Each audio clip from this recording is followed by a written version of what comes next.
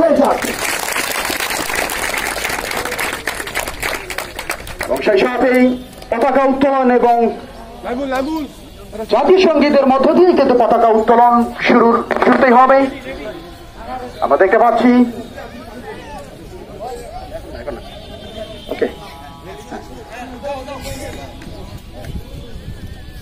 সবাইকে সাবধান অবস্থায় আমি সেই সাথে সকল অতিথি মহোদয় মঞ্চে আসন গ্রহণ করার জন্য তিনি উপস্থিত থেকেই কিন্তু আজকের এই খেলার উদ্বোধন ঘোষণা করছেন।